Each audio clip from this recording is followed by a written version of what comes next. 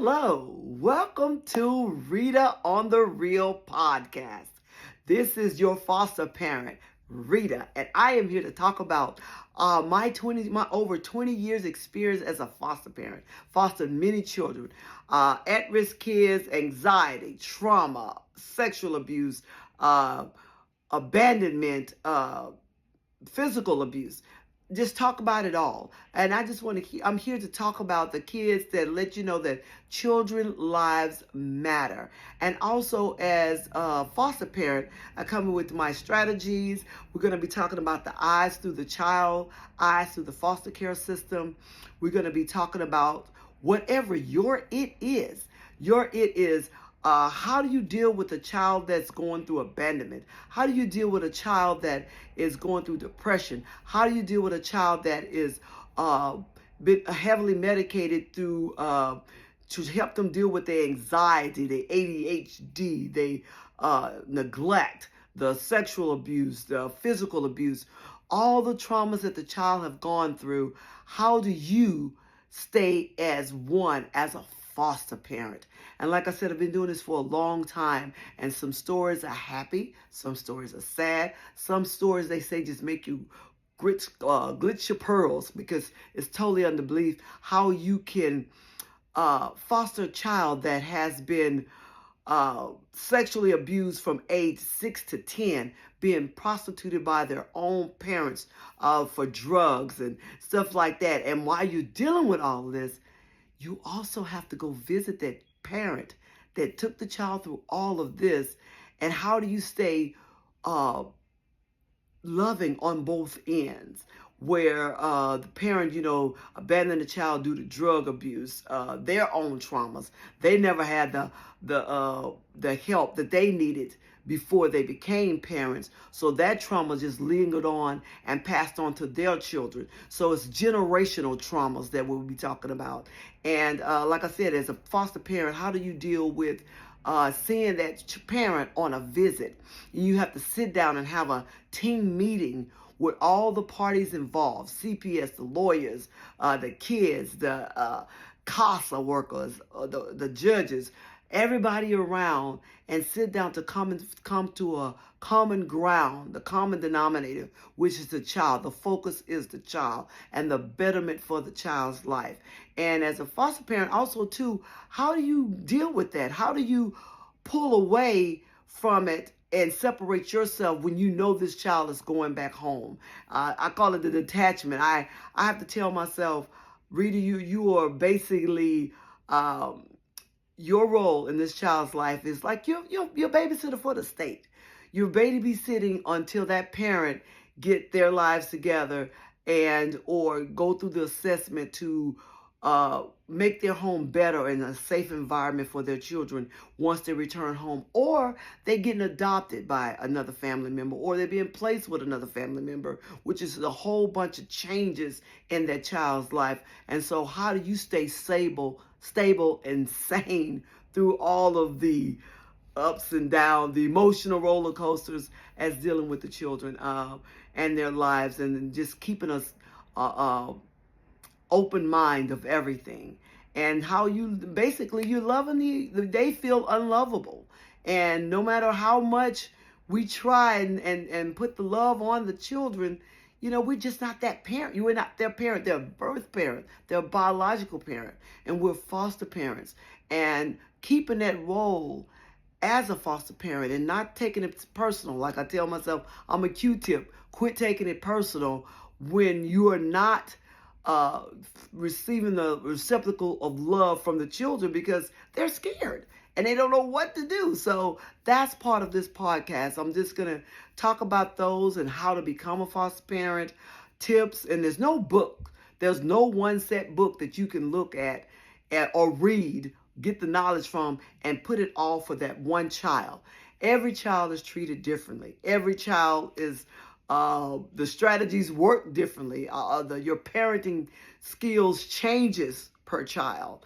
And, you still just have to love on them and just be that role model in their life, that security, that health. Some of them never probably even been to a dentist office. Some of them never even had a physical, and how you have to walk through that with them. I dealt with the I've actually dealt with starting, oh my goodness, I've had of all ranges. I didn't realize that. 31 days old, straight out the hospital. Grown from age 12, 13 and up. Those are the children that I've had in my home.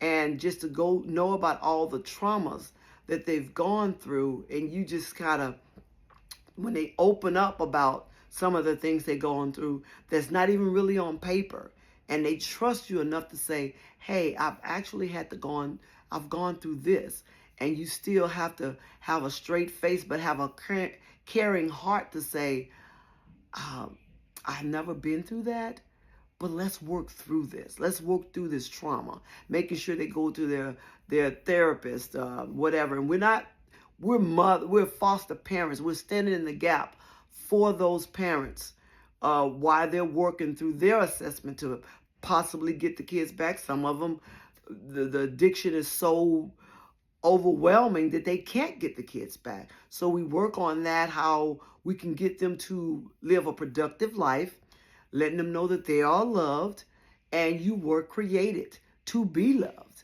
And, keeping a balance. And my balance of keeping it all together is, I got to have God in my life. I'm just going to keep it real with you. I got to have God in my life. And he's the one that gives me the guidance, the creativeness to deal with the children and to work through this and walk through this journey with them while they're in my home. And as well as working. I'm a single parent, single foster parent. I have my oldest daughter. My daughter is 25 years old. I have a grandson. But I still work a balance with it all. My church, my support system. Sometimes I have to get away, put myself in what they call it, in time out to deal with it all. But just knowing the boundaries. And so that's what my podcast is supposed to basically to Rita on the Real. That's Rita on the REEL podcast. And before I get off, I want to thank my coworker, Kat. We call her Kat. Her name is Catherine. I ain't gonna say the last name. I don't know if she want me to expose that part. But anyway, she gave me the name Rita on the Real. I was looking for a catchy name out there, and that's what she gave me, Rita on the Real, and it stuck. And I was like, that's it. I was gonna call it Chat in the Purple Chair, but I don't know, but that didn't work out. And I also want to thank Reginald Blanks for doing my logo, Rita on the Real. You see the mic there, and they got the heart, and because I love people, and then the people branches out diverse. I love all people, and that's what that's all about. I want to thank my support. I want to thank my people, my family members that encouraged me to do this. And oh man, my Nancy put my nonprofit on my car, so when I drive, I be thinking people looking at me. But anyway, they looking at the logo on the car. But anyway, my information, my content for my nonprofit, which is Queens and Kings Among Us Foundation, and I just love helping kids. And so this is my other baby here, this podcast, which is talking about the life of a foster parent.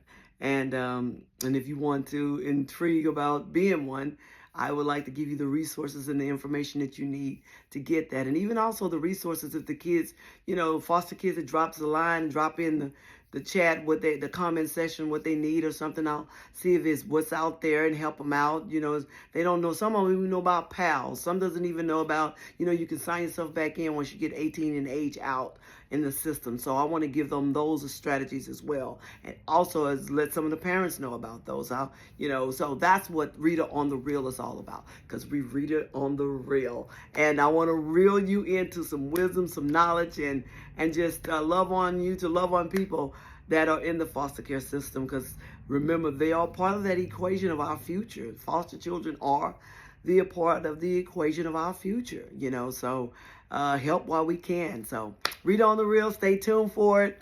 I'm looking forward to seeing you every other, well, it won't be live, it'll be just drop the podcast, so Read on the Real podcast.